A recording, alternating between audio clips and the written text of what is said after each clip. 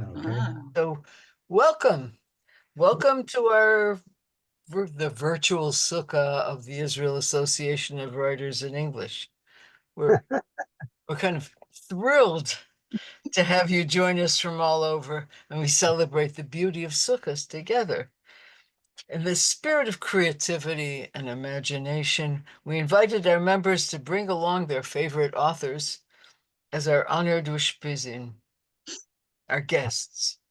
Picture sitting under the stars. You have to just imagine this because none of us are doing that, or few of us are. But imagine it.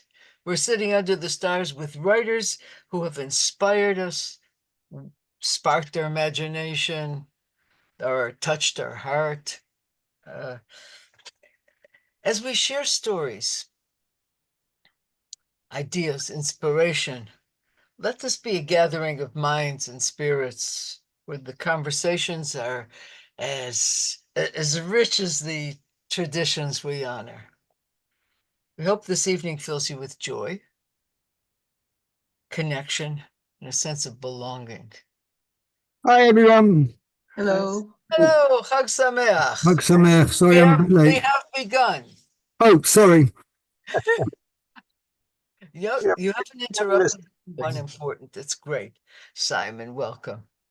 And I'm just going to take the order that we have arranged in no particular order and have you read, and with your guests, of course.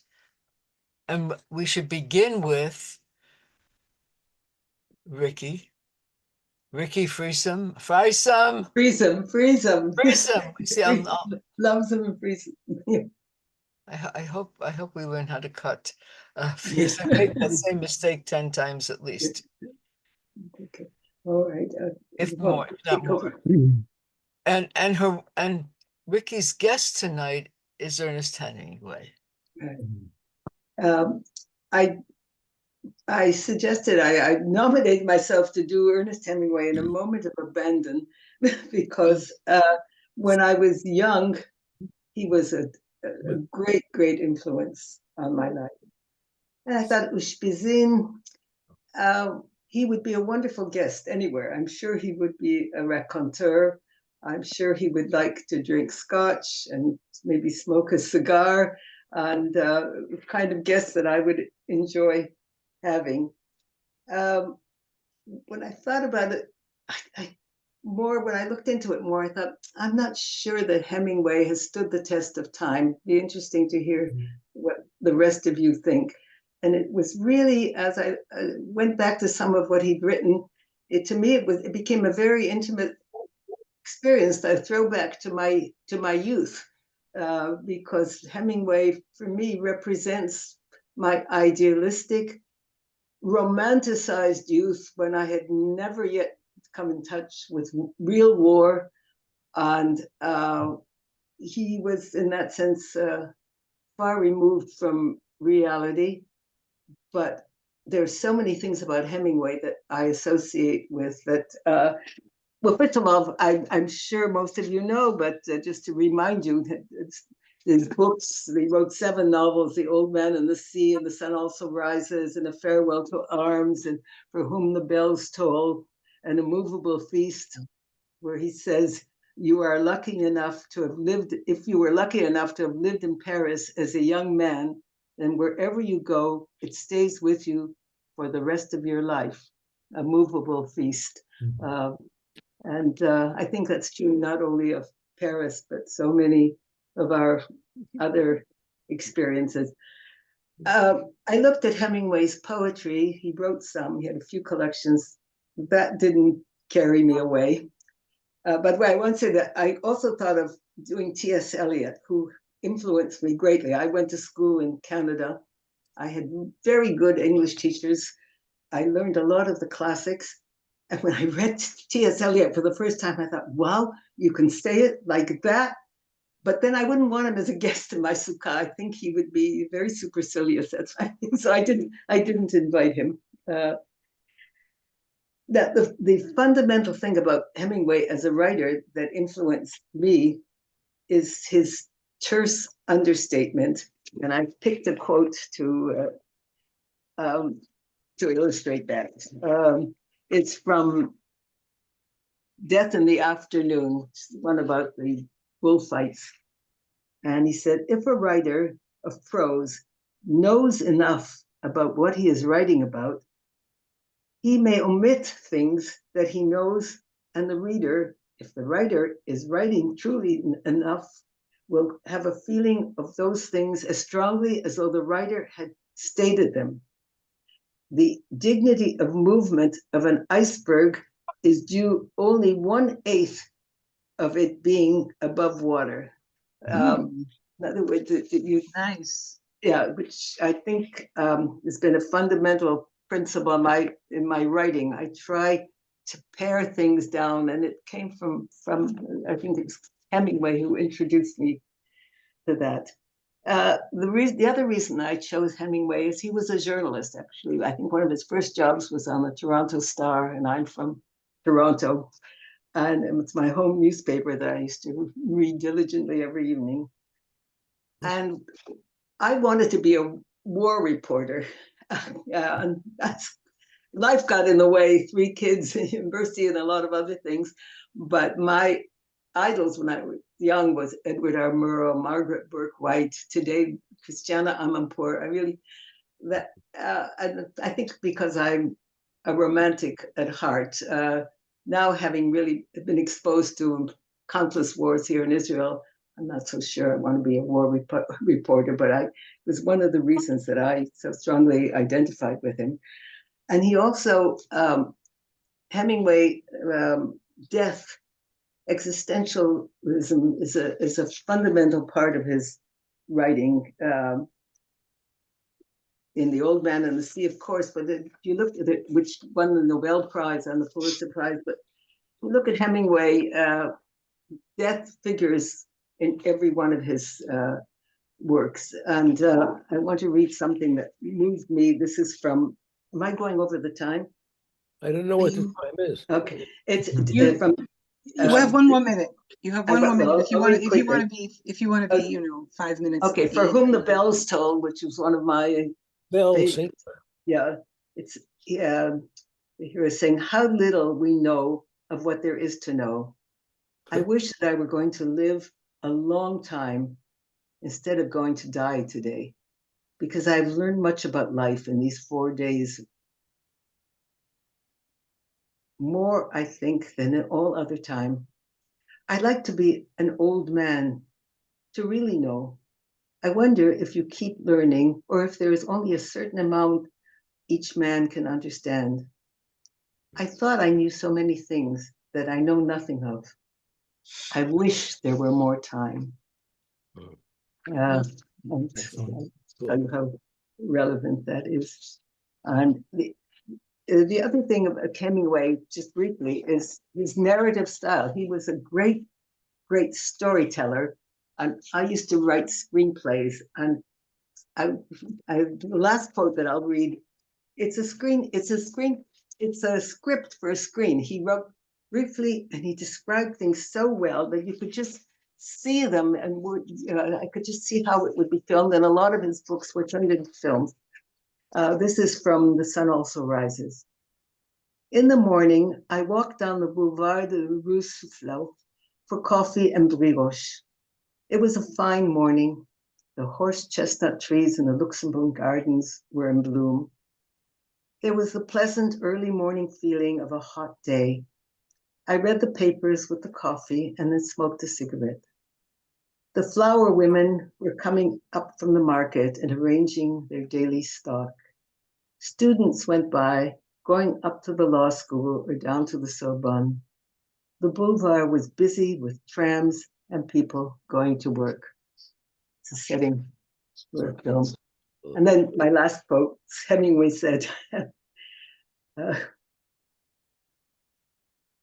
there is nothing to writing.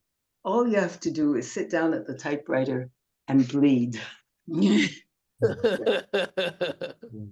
Excellent. Excellent. Wonderful. Thanks, Ricky. Thanks, Ernest. And now I'll drink it. I'll drink to that. Pesach. Now Pesach is going to bring us Joseph Heller. Pesach. Pesach, you have to go off mute. Okay. My guest is a Jew from Brooklyn by the name of Joseph Heller, who wrote, everyone knows he wrote Catch 22. And Gold. in a way, it's unfortunate because Catch 22, he's so famous for Catch 22. Everyone, even people who've never read Catch 22, know Catch 22. They say that situation was a real Catch 22. Yeah. And in fact, he has written other books besides Catch 22 that I think are just marvelous. I think Something Happened is a masterpiece. I think God Knows is a masterpiece. I think Good as Gold is a masterpiece. I just love them. And another thing is he's so funny that it also, I think, causes critics or others to overlook his other gifts, because he's very, very funny, but he's not just funny. He can also be very, can be sad, can be angry, ironic, and any kind of emotion, he brings it all in. And I think his prose style also might be overlooked. It's beautiful, and he knows how to defy the rules. What is that? I admitted somebody in. Maybe I should remove her. Just mute her. No, I'm just muting her. Mute her. I did. He can be melancholy, everything. And he defies the rules. Sometimes he'll write sentences that are long, rambling sentences that go here and there, and this happened in Africa, and that happened in Brooklyn, and this happened. And any good English teacher will say that's not a good sentence. You can't write like that, but he writes like that, and it works. He makes it work, and he uses lots of adjectives. Your English teacher will tell you, don't tell, show. Right. Don't use adjectives and adverbs, and he uses tons of them in a way that's just brilliant. And you say, well, the rules don't apply to this guy. They're just great. And I have two excerpts to read. I took an online poetry course a few years ago. And we had an assignment to take a piece of prose and turn it into a poem, just using line breaks and stanza breaks. And your prose could be anything: fiction, nonfiction, advertisement, instruction manual, whatever. I used this short paragraph from Catch 22, and I gave it a title, An Elegy for Kraft. Kraft was a skinny, harmless kid from Pennsylvania who wanted only to be liked and was destined to be disappointed in even so humble and degrading an ambition. Instead of being liked, he was dead, a bleeding cinder on the barbarous pile, whom nobody had heard in those last precious moments while the plane with one wing plummeted. Oh. And one more excerpt from Catch 22.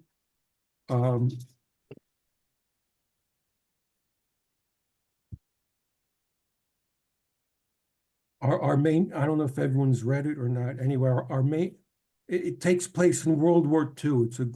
It's a bombing group, an American Air Force bombing group in the Mediterranean that goes on missions over Italy to drop bombs, and our main character is named Josarian. And here he's describing that in the Air Force base they had educational programs for the officers, and someone would give a lecture, and then at the end he made the mistake of asking, Are there any questions? So everybody started out shouting out ridiculous questions, and then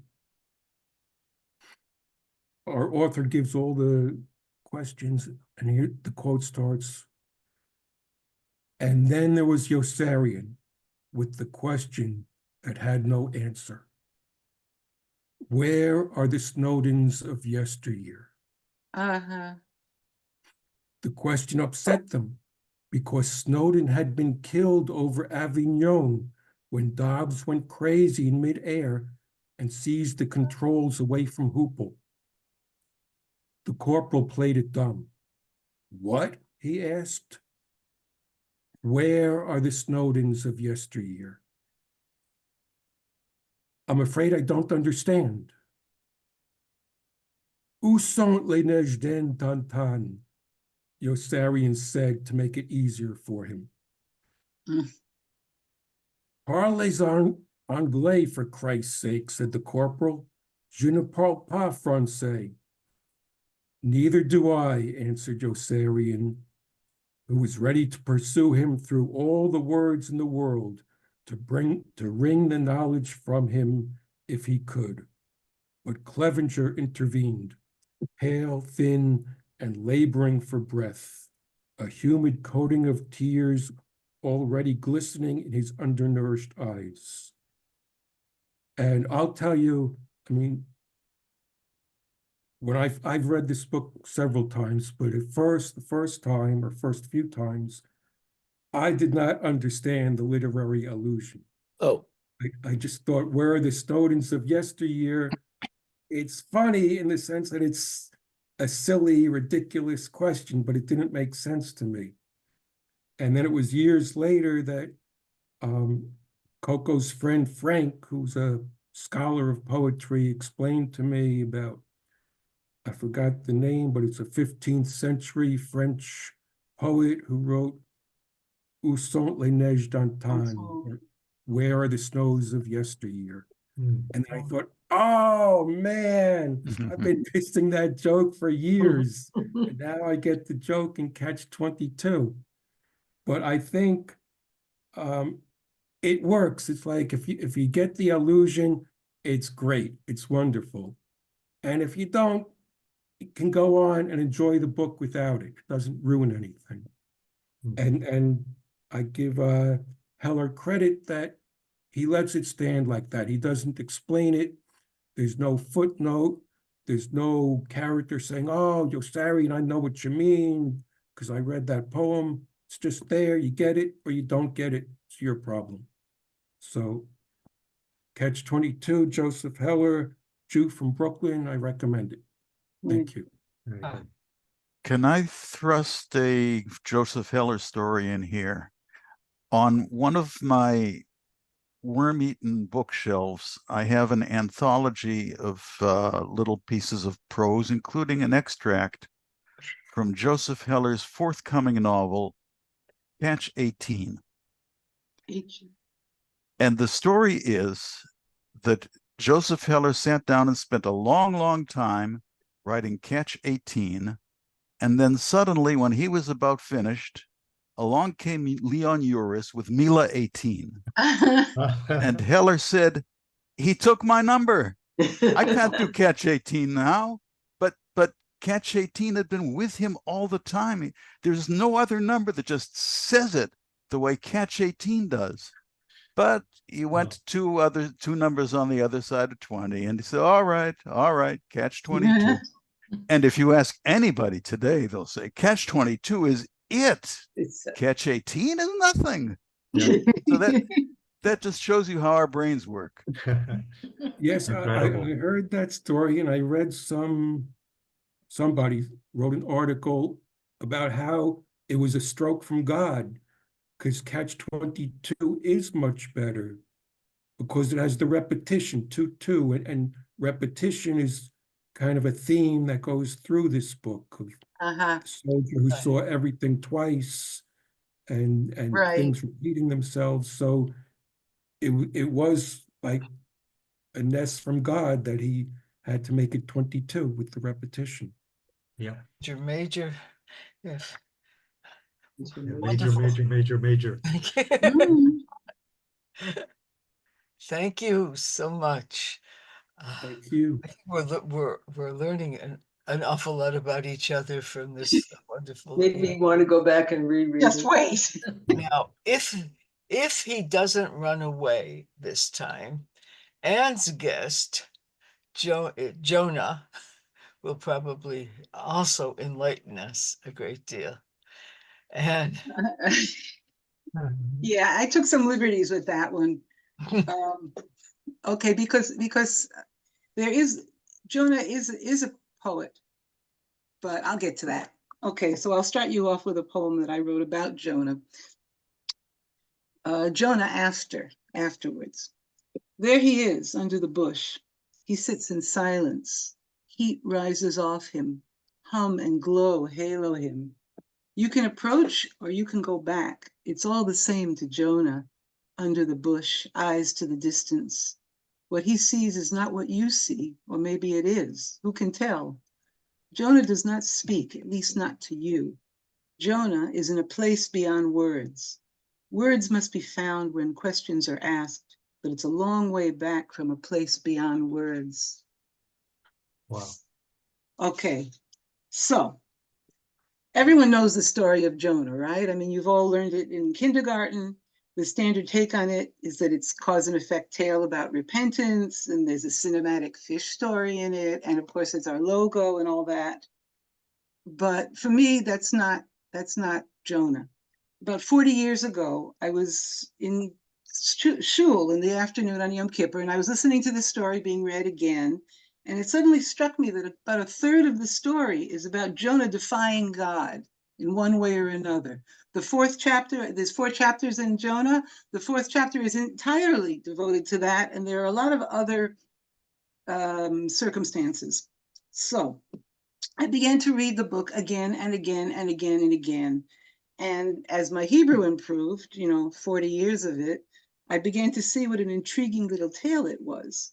Because when you get into the Hebrew of it, the running story is told in this really deceptively straightforward way, but it's full of all kinds of surrealistic images and personifications. And the text is kind of like the panels in a comic book. This happens, and then this happens, and this happens. There's a lot of visuals. The words and images used in Jonah's poeticizing, however, when he gets into the belly of the whale, is completely different. And I didn't, bring you any quotes because all the translations are different, but the language is just different. It's just different. And some of us write better under pressure. So I guess that was Jonah when he had to be under tremendous pressure and in completely bizarre circumstances to produce what he produced. And then he gets spat out. He goes to Nineveh, and the tale resumes this kind of comic book thing. Okay, and now we get to the thing about Jonah defying God. First, he decides not to carry God's message to Nineveh, and he takes off in the opposite direction. Then, after all kinds of trials and tribulations, he's forced to carry the message. God tells him, you now will say exactly what I tell you to say. There's no wiggle room about it because there are 2 versions. The first version, he's kind of told to go and prophesize. The second time, he's told, now you're going to say exactly what I tell you to say. And then he gets all pissed off. He says to God, why did you send me to do this? You knew in advance what would happen. I knew in advance what would happen. You're a great and merciful God, Chanun v'Rachum, and all this business. And the sarcasm and the bitterness is like right there in the text. And then there's that showdown at the end where poor Jonah's sitting under the kikayon. And God says to him, okay, you think you're so hot? I'm going to show you just how frail you are. Okay, so, you can say, well, this is a failure of Jonah, but it's not a failure of Jonah. Because at the end of this book, the 4th chapter, Jonah is having a conversation with God. Now, I'm no Bible scholar, okay, but I don't know an awful lot of circumstances where there's a prophet that talks to God and God answers him and says, this is why I did this thing, and God is justifying himself. So why is Jonah worthy of this honor? And this is why I invited him to the sukkah. Because I invited him in recognition of his integrity and his courage. He made decisions based on what he thought was right, leaving Tarshiha was something that he felt he had to do. When that turned out badly, he accepted the blame and he accepted the consequences. He didn't try to fob it off on somebody else or some other group. He went to Nineveh under protest, and he was exasperated at it. His exasperation at being used as a tool raps on my consciousness every time I reread the text. He's frustrated. His frustration at not understanding why the rules of justice he had been taught would not trump mercy in the long run is completely real to me. He says, why? Across the centuries, I feel the reality of this human being willing to acknowledge his feelings and take responsibility for his actions. And I think that that is what merited the one-on-one conversation with God.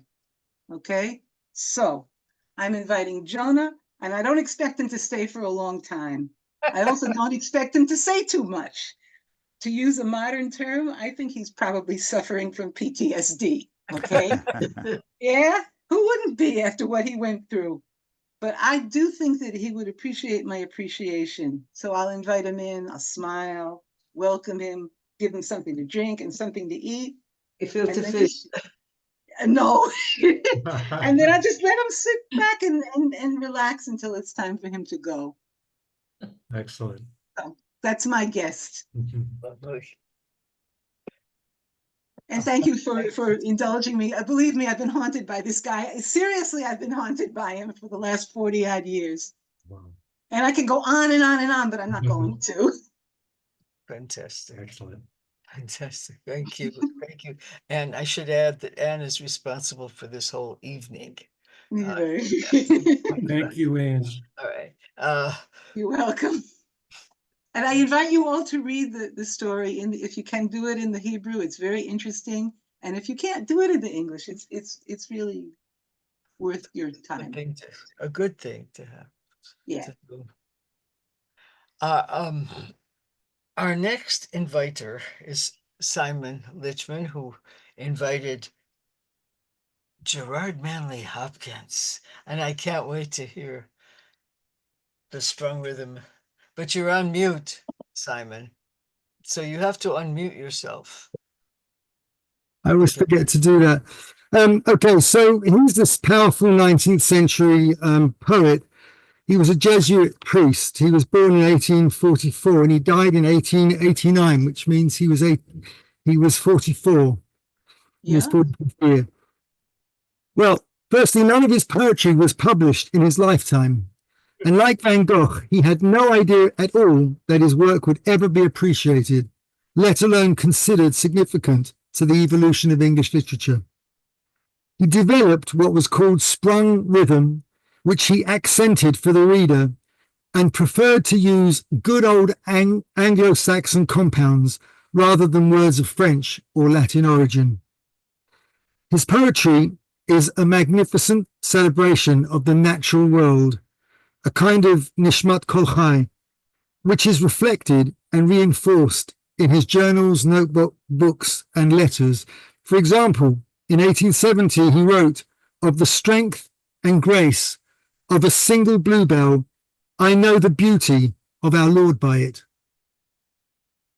I think Hopkins would be enchanted by the sukkah, open to the heavens, seen through harvest fruit hung from the roof, and surrounded by decorations such as children's paintings.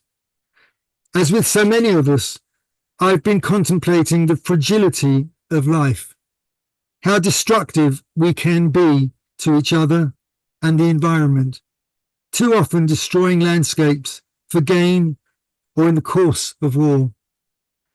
I'll read Inversnaid, which Hopkins was inspired to write while visiting waterfalls in Scotland that were in danger of being destroyed as part of plans to develop the area.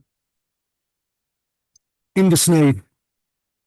This darksome burn, horseback brown, roll rock high road roaring down, in coop and in coombe the fleece of his foam flutes, and low to the lake falls home. A wind puff bonnet of fawn froth turns and twindles over the broth of a pool so pitch black, fell frowning it rounds and rounds despair to drowning. Begged with dew, dappled with dew, are the groins of the braes that the brook treads through. Wiry heathpacks, flitches of fern, and the bead bonny ash that sits over the burn. What would the world be, once bereft of wet and of wildness? Let them be left, oh, let them be left, wildness and wet. Long live the weeds and the wilderness yet. Hmm. Yeah. Did the sprung rhythm. Oh, thank you, Simon. Uh, the, the, the, the beauty of Hopkins is so hard to reproduce, and you've done it. Uh, thank you so much. Mark Levinson has a special guest, a mystery guest to me, and I'd like you to introduce him, Mark. Okay, the Ushpiz that I chose to invite is Casca the Conspirator from Shakespeare's Julius Caesar.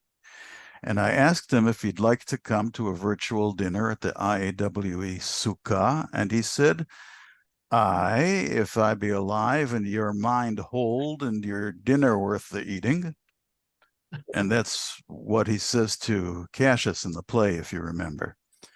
I think it was George Bernard Shaw who said that Casca isn't really even a character. He's just a collection of lines that Shakespeare needed somebody to say. But I think he's a consistent character. And Brutus tells us everything we need to know about Casca when he says, "What a blunt fellow is this grown to be. He was quick metal when he was in school." Casca made a great impression in the classroom, but out in the real world, he's no alpha male. When he does have an audience, and it earns, I'm sorry, when he does have an answer, and it earns him an audience, got to scroll. When he does have an answer and it earns him an audience, Casca stretches the opportunity out and puts himself back into the spotlight like old times. When he's asked about how Caesar almost received a crown, part of the speech goes like this: "I saw Mark Antony offer him a crown, yet 'twas not a crown, neither. 'Twas one of those coronets. And as I told you, he put it by once, but for all that, to my thinking, he would fain have had it. Then he offered it to him again, then he put it by again, but to my thinking, he was very loath to lay his fingers off it." So he stops to correct himself on the coronet that's not exactly a crown. And there's also another scene where he goes into such details that are good for grades at school, but don't interest anybody very much. Brutus and Cassius are speaking, and Decius Brutus believes that this is the start of great things. So he says, "Here lies the east. Doth not the sun, doth not the day break here?" And it's a metaphor. It's the same as metaphor as here's the east and Juliet is the sun. But Casca doesn't get it. He says the east is somewhere else, and he goes on and on displaying how much he knows. He says, "Here, as I point my sword, the sun arises, which is a great way growing on the south, weighing the youthful season of the year. Some 2 months hence, up higher toward the north, he first presents his fire, and the high east stands as the capital directly here." So Casca misses a hint, and it's not the only time. When Casca says Caesar collapsed at the games, Brutus says, "'Tis very like he hath the falling sickness," meaning epilepsy. And got to scroll again just a second. I'm on a laptop here, which I don't know how to use. So Casca says that Caesar collapsed at the games, and Brutus says 'tis very like he hath the falling sickness, meaning epilepsy. And Cassius says, no, Caesar hath it not, but you and I and honest Casca, we have the falling sickness. And Casca says, I know not what you mean by that, but I am sure Caesar fell down. So a good, clear question in a school book is more Casca's speed. He's not imaginative. He doesn't have opinions of his own, or he won't stand up for them if he does. When Cassius wants to enlist Cicero in the conspiracy, Casca agrees. And then when Cassius does a 180 against the idea, Casca agrees again. He's left his teachers behind, but Casca still needs an authority figure, and he relies on Cassius. On his own, he can't handle an unfamiliar situation like the big storm in Act 1, Scene 3, because he thinks the gods are angry. What he wants is the instructions that will bring him admiration if he carries them out perfectly. And so he is the person chosen to stab Caesar first. Somebody else might think for himself at the last minute and back away, but Casca isn't going to consider the whole picture with all the possible consequences.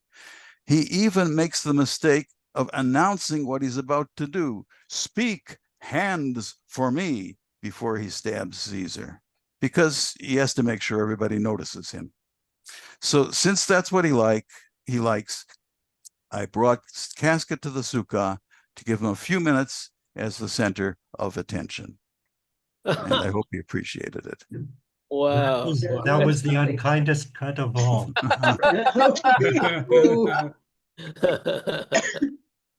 What a surprise. Yeah. No, none of us noticed Casca before.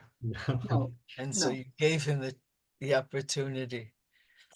We have more guests, but we are very fortunate to have a guest from another language. From Michael Kagan has brought with him Pablo Neruda, Oh, okay. and I give So the I hope there's not too much background noise. There's, as I said, there's a street festival up the road. Anyway, I'd like to follow Simon's example of why to bring my ushpiz into my sukkah, and what would he think of it if he were here. And Pablo Neruda, a Nobel Prize winner for literature, Chile. His dates are, for those who don't know, born in 1904, died in 1973. Some claim that he was murdered. Maybe, I don't know. I'm not too familiar with his biography. But he broke the rules on being explicitly sexual in his poetry. Very few people before him were so explicitly sexual. Metaphors and similes, but he went the whole way. And I think that he would like being in a sukkah, because the sukkah is such a sexual symbol, probably the most sexual symbol that we have in Judaism. I see Ricky looking puzzled there. Amused. The sukkah, just to give you some.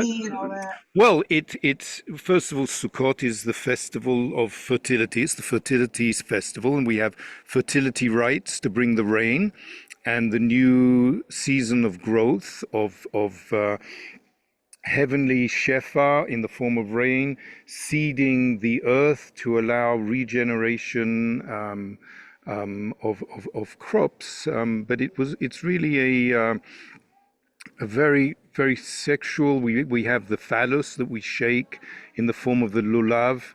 That's what it is. It's an ancient fertility symbol. The sukkah itself, they say, is the only mitzvah that we are totally surrounded by the mitzvah itself, which is the womb. So this is the Rechem, and there's all the prayers for Rachamim that go with the season. So we have the Rechem and the Rachamim, and we sit inside our mother's womb. This is where Freud, what inspired Freud. I mean, it's all here. We have the Hadass and the Arava, the eyes and the lips, so sensuous. You can guess, label yourself what the etrog would be, but the etrog is the heart of love. But you hold it next to the phallus, and you can go on and on. Wow. So I think it would be explaining this to my grandchildren. exactly. So you have this would be very pleasing for Wow, Neruda. I'm going to tell my husband all about this. Let's see what he says. And that's why you sleep in the sukkah. And anyway, so talking about sleeping in the sukkah, I want to read one. I think time will allow me one poem, and I don't read in Spanish. So this is in translation from Love Poems of Pablo Neruda. And for those of you who know my poetry, I do like to write erotic love poetry, but reading Neruda just fills me with tremendous jealousy. how somebody can write so well, extraordinarily well. And this is in translation. Okay. Night on the island, and I chose this one because an island is like a sukkah. All night I have slept with you next to the sea on the island. Wild and sweet you were between pleasure and sleep, between fire and water. Perhaps very late our dreams joined at the top or at the bottom. Up above, like branches moved by a common wind, down below, like red roots that touch. Perhaps your dream drifted from mine, and through the dark sea was seeking me as before, when you did not yet exist, when without sighting you I sailed by your side, and your eyes sought what now? Bread, wine, love, and anger I heap upon you, because you are the cup that was waiting for the gifts of my life. I have slept with you all night long, while the dark earth spins with the living and the dead. And on waking suddenly in the midst of the shadow, my arm encircled your waist. Neither night nor sleep could separate us. I have slept with you, and on waking, your mouth, come from your dream, gave me the taste of earth, of sea, water, of seaweed, of the depths of your life. And I received your kiss, moistened by the dawn, as if it came to me from the sea that surrounds us. Wow. Wow. Right. Can I just say something? Pablo Neruda was actually he you could say he died of a broken heart when Allende was overthrown, and Pinochet. It was a bloody revolution. Pinochet's troops came into Pablo Neruda's house, and they took all of his unpublished materials, writing, and destroyed it all. He had been unwell, but that was what killed him. I didn't know that. Is there time for one more or not? No. No. Okay. Thank you, Karen. Well, it was beautiful. We should have a whole evening of Neruda. That's I think everyone should breathe. everyone should read their own. Breathe. But breathe, yes. And now, Reuven. Okay. Reuven, I am so amazed that you are able to give your attention to inviting James T. Farrell here tonight, with all that's going on in your little village. Oh, yes. Welcome Yeah. to Reuven and James T. Farrell. Okay, my wife is here with me. She prefers to be visible. So it's interesting that when I mentioned to the group that I was planning to do something with Mr. Farrell, I learned that Anne was also a reader of Farrell when she was in her high school years. There's something about him. He's a naturalist, in fact, Yeah. following the path of the realists. I felt when I was in high school reading him that I could also, if I did write something about my classmates, he would be a model for how you would do that, how you would quote them. You learned a lot about them by how they spoke and what they said.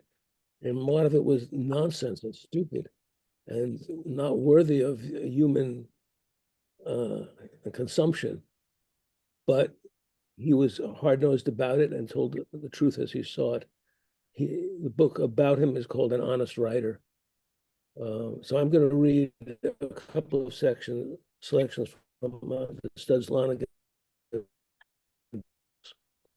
not only by James T. Farrell, born in 1904, by the way, just like Pablo Neruda, different life's path, I'm sure, died in 75. So among the friends that his hero, Studs Lanigan, had on the south side of Chicago, where they all grew up, was a Jew named Davy Cohen. And I'm going to read a little bit about Davy. Davy Cohen risked his last $2 in a crap game around the Toledo docks. He stood rattling the dice in his right hand, holding $15 in the left one. He had $20 in his pocket. Come on, baby needs new diapers, he said. Shooting, trying to act natural and unafraid when he was goddamn near crapping in his pants. There were plenty of big, tough babies in the game. He'd like to get their dough, but if he did, he knew what would happen. He looked at the dice. 7. He picked up the pot of $8. He threw 10 down. If he lost 10 or $15, it wouldn't look like he had much and he could slip off. The money was faded, and Davy rattled the dice in his right hand. Shake 'em, Jew, crabbed the big, beefy-faced lake sailor. I'm shaking, Davy replied apologetically. 7 again. He picked up 5 and left 15 on the ground. A bruiser complained about the dice. Davy held them for inspection in the palm of his hand. I know they ain't loaded, but use these ones. Them damn things is jinxed. Davy's first roll with the new dice was a 7. He coughed sharply and laid $20 down. You damn kike, you got too many horseshoes, a sorehead said as Davy raked in the pot. I'm shaking fair, brother. It's just hot for me this time. The dice get hot for a guy like this maybe once in his whole life. They get too damn hot when I lay my sheets down. Want to finish my turn? Try them yourself? Shake. I was just lucky tonight, Davy said, picking up the winnings of the last pot. They glowered at him. He said, so long. He walked slowly away, trying to feel that it wouldn't happen. He'd get away, get a swell meal, have a high-class woman for the night. Then he'd buy a new suit and ride back home in the cushions. It would sure be swell seeing Paulie Haggerty, Studs, Red, Tommy Doyle, all of the old guys, the best gang in the world. Hadn't seen them in 3 years. It sure would be good. He knew that he was being followed. As soon as he had a chance, he'd run. He walked along as if he wasn't quaking with fear. He glanced back. 2 of the bruisers were drawing close to him. He started to run. He tripped. They cold-cocked him and left him unconscious. They weren't letting a runty, hook-nosed kite get their dough. The 2 bruisers fought over the dough, and one of them was laid out. When Davy came to, feeling the bump on his head, he cried like a baby. Christ, wouldn't they ever get a decent break? Wow. Of course, it's interesting that, the old gang that he missed so much really didn't care for him very much. They were anti-Semitic to the core, as we've heard people say about other people. Yeah. Can I do one more?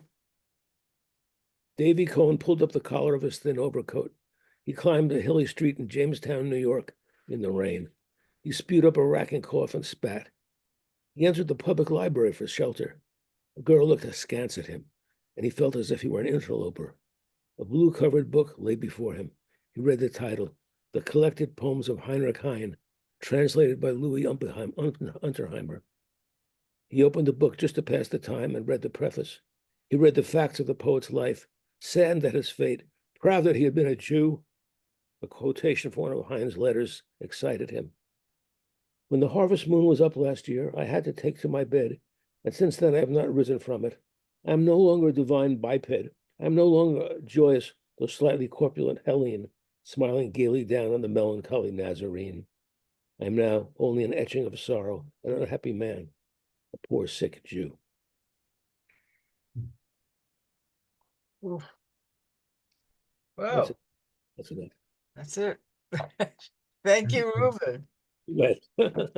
And may we all have a peaceful night. Remember that, Anne? Remember him?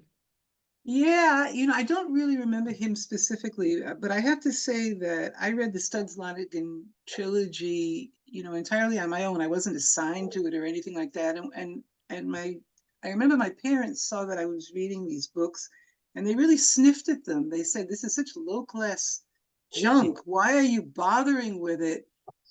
And I don't know. I remember being enthralled by all the descriptions. Mhm. The realism of this is what it looked like, this is what it felt like, this is what it smelled like. Yeah, he didn't hold back anything. Yeah. Okay.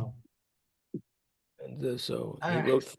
All right. So Our yeah, next, more of a our joke. next guest, our next guest is Ibn Ezra, David Varner. Thank you. Very happy to welcome you both. Okay, well, we are a couple. For those who don't know me, I have translated a book of Ibn Ezra's. This is the book, tiny little book here, about maybe 40 pages, and the translation is some 425 pages and still going. Ibn Ezra was a difficult character. He's very controversial to this day. They do not teach him in yeshivot because of some of the things he had to say. I want to say that he was also very interesting. He played chess. He wrote 3 poems about playing chess. He wandered around in Europe for 25 years after having left Spain. And he came across various patrons who allowed him to stay there, sleep with him, talk to him. The common language which they had was Hebrew. And worse than that, it's only biblical Hebrew. And this is how he wrote his books, in biblical Hebrew, which, when you want to talk about the hypotenuse of a triangle, isn't going to be in the Bible. I'm going to read 2 little different things.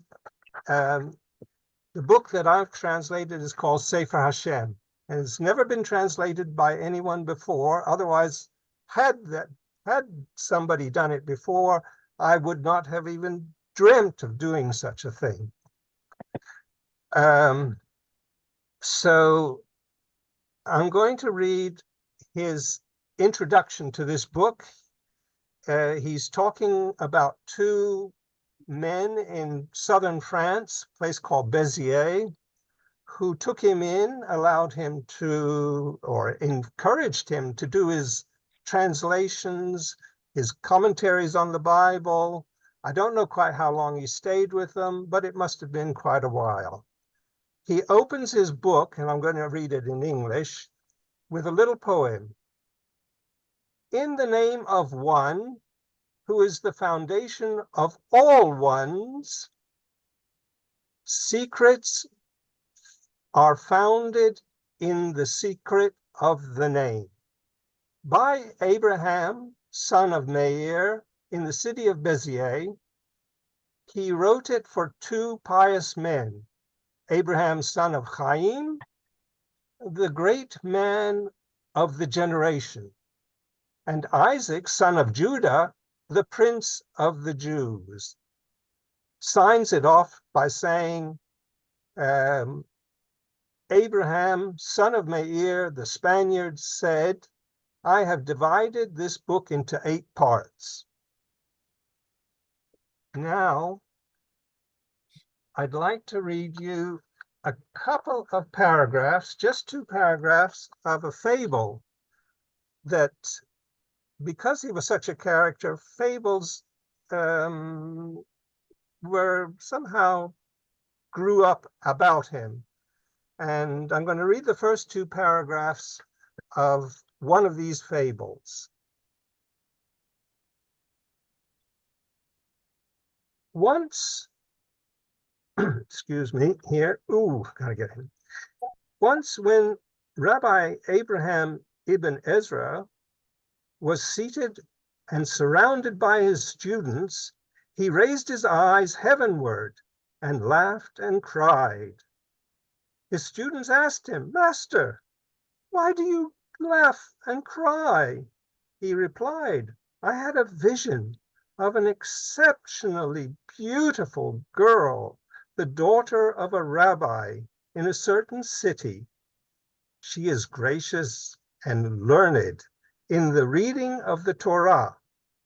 To every suitor who comes to ask for her hand, she lays down a challenge. If you can improve upon my reading of the Torah, I will marry you. If you cannot, I refuse. Not one of the young men could surpass her. However, it has been decreed that she is to marry a farmer who does not know how to recite even Hear, O Israel. The problem can only be solved by me. Rabbi Abraham set out to visit, this is the second paragraph, Rabbi Abraham set out to visit the farmer and found him plowing his field. He greeted him in Hebrew, Shalom Aleichem. The farmer replied, Sir, I do not understand what you said. My son, said the rabbi, leave this work, the plowing, the effort, the frustration. Come and work for me as one of my agents, and I will pay you adequately, feed you to your satisfaction, and dress you in admirable clothes. The farmer agreed, left his farm, and went with the rabbi. The latter dressed him to look like a rabbi, complete with cloak and turban. He designated the farmer the sage, while he, the rabbi, would serve as his beadle. Then they went to the city where the girl lived. So this is the kind of person I've been dealing with for about 20 years now, more than 20 years. And his writing, as you can hear, this idea of the foundation of all, the name of one and the foundation of all ones. What does it mean? Well, Ibn Ezra claims in Sefer Hashem that one is not a number. It can't be a number. It's only when it becomes, when there are two ones, that it can be a number. He has the most incredible way of writing that, and the subjects he gets into, all the Aristotelian philosophy, all the mathematics. We have 4 chapters here of mathematics, which as a student I was horrible in, but I always feared numbers, but he brought the best out of me, and I solved his riddles, his mathematical riddles. It was such a challenge, and it is so rewarding once you've managed to pull this off. Unfortunately, I do have a publisher in Brookline, Massachusetts, which happened to be around the corner from where we lived. So I know the area very well. And hopefully the book will be published this coming civil year. There's a lot of work in it, and I will invite Ibn Ezra to my sukkah until I no longer can build Sukkot. So that's my story for tonight. Great. Thank you. Thank Thank you, Well, you, David. David. A very enlightening, friend. Well, And it's the connection you've made between mathematics and literature and religion, well, I mean, a I've very learned about important one. irrational numbers and all kinds of things you wouldn't. That he discusses pi, and the numbers that he comes out with are closer to the Greek, the Indians, and several other groups who claimed numbers, but his number comes out to more or less the same as we have today. I have a little table of these numbers for pi, and the circle is the most important shape as far as he's concerned, because a circle has neither a beginning nor an end, and Okay. this is the shape of God. Yeah, perfect. Yeah. Perfectly. Yeah. Perfect. Thank you. We will need much more information than we have time for tonight about Israel. I was even in his synagogue. In our last two readers are me and Mike.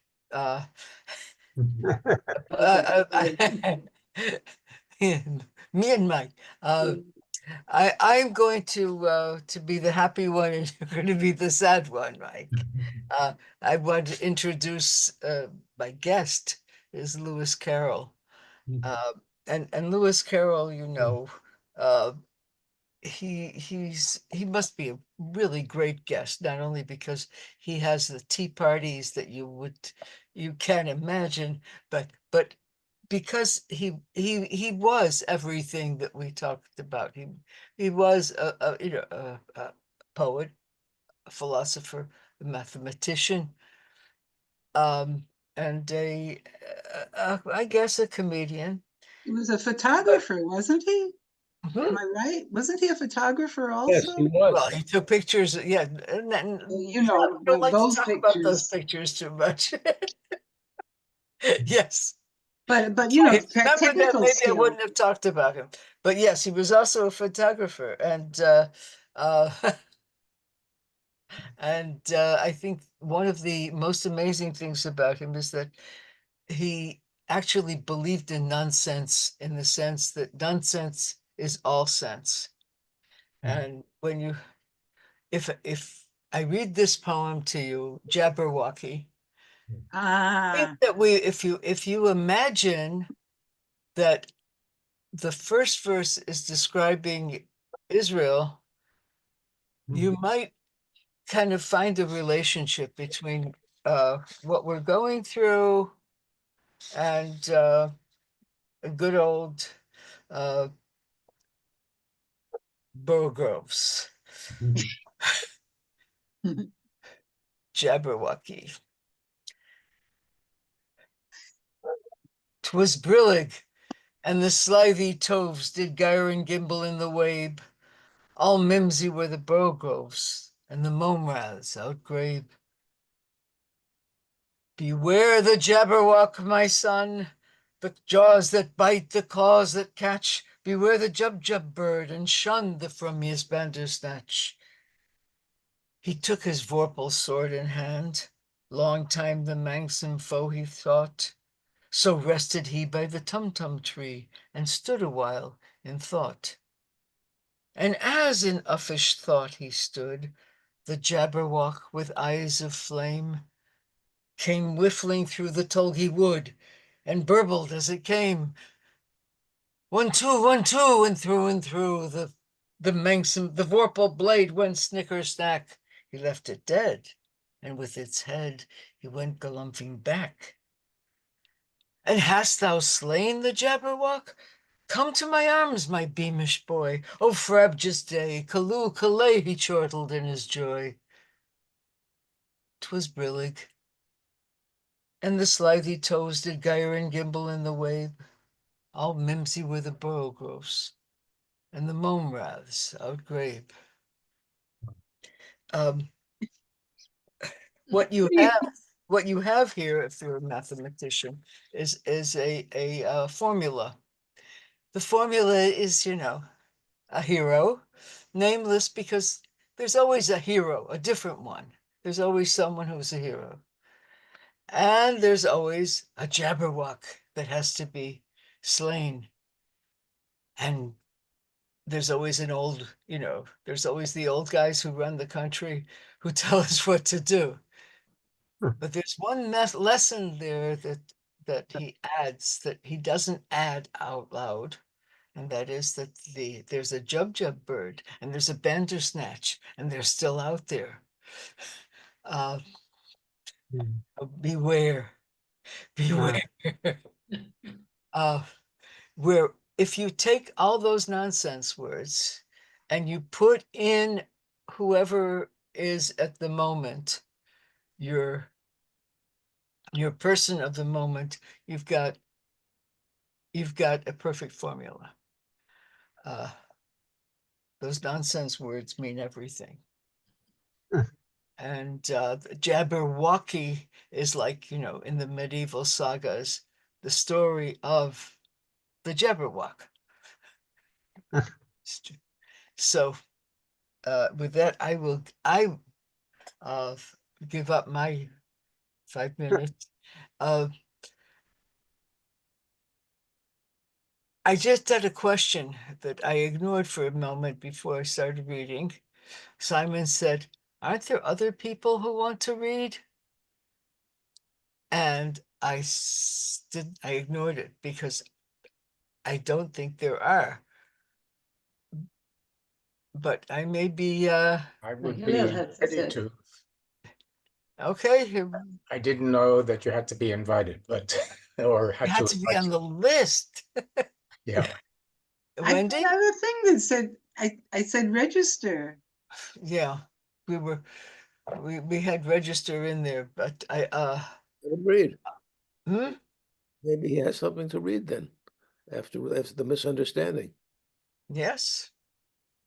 Did you bring something with you? Hello. Yeah. So, well, first of all, I wanted to bring before the person I want to bring to the sukkah is actually Mahmoud Darwish, Palestinian national poet. But first, I'd like to also bring Hemingway, since you talked about Hemingway. Last week, there was a big happening on Allenby Street, right near me, one of the first streets in Tel Aviv. the whole history, the movie theaters, the photography shops, etc. And for some reason, one of the events was an hour-long presentation about Carol Klein, otherwise known as Carol King. And of course, everybody sang, I felt the earth move under my feet. And I wonder where that came from. And then I told the presenter, who didn't know this, that comes from For Whom the Bell Tolls. And that he there said, did thee feel the earth move? Yeah. Which was actually used for the first time by Ewan McCall in The Last Time Ever I Saw Your Face, and only secondly by Carol King. But okay, I want to get to Mahmoud Darwish and why I'm bringing him. Yeah. I live around the corner from Bet Bialik, which is the home of the Israeli national poet. And at the beginning of the first few months after the war began, every week they had a Zoom led by a writer, a poet, who read their own poems and also other poems, and just a discussion, a literary discussion. And the second or third one was Elad Zeret, who was the literary editor of Yediot Achronot. And he, at Bet Bialik, chose as his last poem that he read a poem by Mahmoud Darwish, the Palestinian national poet, which everybody felt was very fitting. And we just published it now in the latest issue, the first post-October 7th issue of Palestine Israel Journal, which I co-edit. It's called Another Day Will Come. And so I'd like to read that. Another day will come, a womanly day, diaphanos in metaphor, complete in being, diamond and processional in visitation, sunny, flexible with a light shadow. No one will feel a desire for suicide or for leaving. All things outside the past, natural and real, will be synonyms of their early traits, as if time is slumbering on vacation.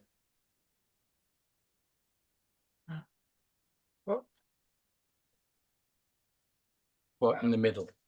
I'm in the middle of a Zoom. No, I'm in the middle of a Zoom. Okay, let me finish. All things, back. Okay. All things outside the past, all things outside the past, natural and real, will be synonyms of their early traits, as if time is slumbering on vacation. Extend your lovely beauty time. Sunbathe in the sun of your silken breasts and wait until good omen arrives. Later we will grow older. We have enough time to grow older after this day. Another day will come, a womanly day, songlight in gesture, lapis in greeting and in phrase. All things will be feminine outside the past. Water will flow from rock's bosom. No dust, no drought, no defeat, and a dove will sleep in the afternoon in an abandoned combat tank if it doesn't find a small nest in the lover's bed. That's it. Thank you, Hillel. And thank you, Mahmoud. And now I think, Mike? You want me to bring my guest? Well, your guest, yes. Okay. My guest for Ushpizin is Ernie Levy, a fictional character in Andrei Schwarzbart's novel, The Last of the Just, written in 1959, which details a lineage of Lamed Vavniks, whose righteousness and suffering, according to the Kabbalah, justifies the existence of humanity to God. According to the novel, Ernie died in Auschwitz. He was the last of the 36 just men in his generation, with nobody to whom he could pass on his responsibility to bear the suffering for the rest of humanity and to justify humanity's existence to God. The topic we might discuss in our virtual sukkot is whether there are any Lamed Vavniks left in the world today. Of course, we can never know for sure because they are tzaddikim nistarim. We only know that we are not one of them. Speak for yourself. I know I'm not one of them. Did he know that he was one of them? Yes, yes. I read it. I read that book a long time ago. His father chose him and told him. Uh-huh. I remember reading that book and thinking that that was the ultimate book about the Shoah. Yes, yes. That was another one I read in high school, and I remember that it just stunned me. Yes, yes. It was a time when there was more publication of Holocaust books, and I was a teenager also, and I really didn't know all that much about it in England, although they talked about it. And then I was working for a publisher, and they translated this book. So of course I read it, and I was just bowled over by it. I mean, it was just, I remember the first passage, the first part about the ashes from the chimney, and just mesmerized. Our eyes record the light of dead stars. I think that's how it opens. Yeah. If anybody's interested, there's a book by Sam Bourne, an English thriller writer. That's his pseudonym. And he takes off from that theme and creates a thriller in which somebody explicitly goes out to murder and assassinate the 36 righteous men in order to bring the world to an end. Oh no, it's actually to bring the Mashiach, right? It's to bring the Mashiach. Yeah, the end of days. Yeah. Yes, it's quite a good thriller. Yeah. Well, you're not going to read a piece, Mike. You're not going to read a piece. No. That was all. I didn't consider reading a passage from it, so I'm not prepared for that.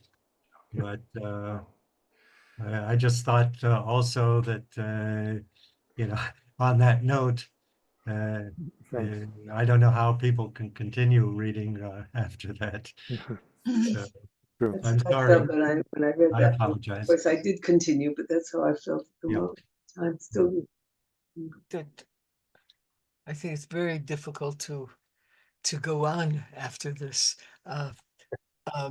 Wendy, you are our only audience. Yes, I hadn't prepared anything. But I want to thank you more than anyone else. Wendy, if you were to bring someone, who would it be? Meir Shalev. Excellent. Good Excellent choice. Good choice. I adore his work. Wow.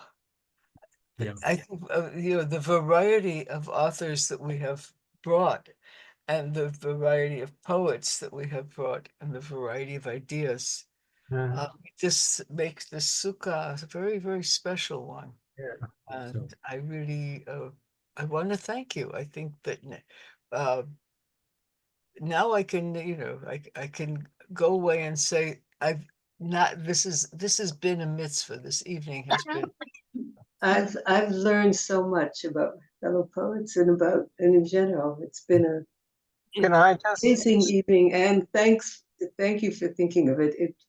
I think it worked. Can I just add one little thing here?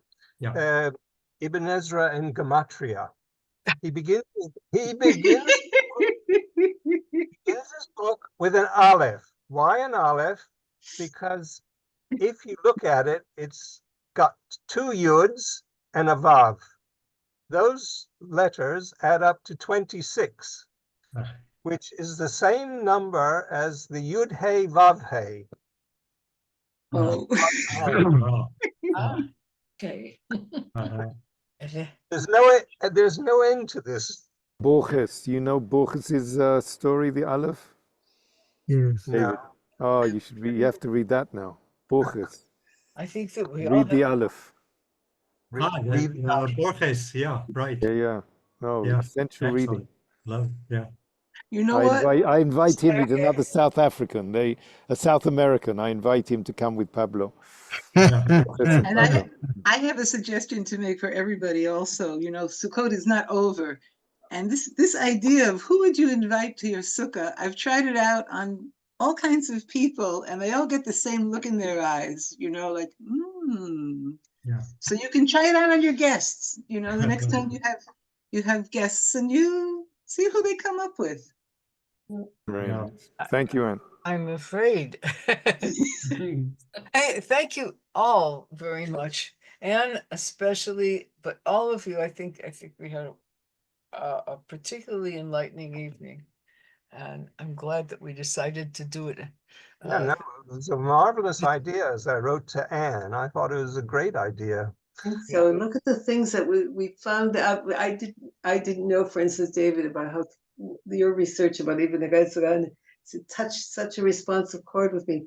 I believe in circles. I collect art, and if you come to my house from beginning and no end, I didn't know it was. Well, there's no subject that he doesn't touch in this tiny. Yes. I mean, it's unbelievable. I mean, you have to know the whole world, because that's what he claims those 4 letters actually relate to. Everything we know and everything we don't know. And the other thing that he's very keen upon is rationalism.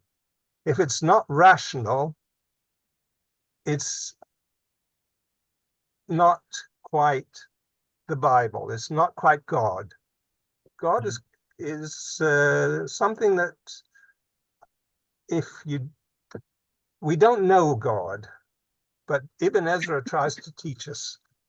Mhm. And I think he goes a long way in, you know, yeah. One cannot say, I believe in God, because because it doesn't matter to God. He's there. There's always the question of whether God believes in you. Yeah. That's what they were talking about, slichot, that was going around, that we don't have to ask forgiveness of God. God has to ask forgiveness.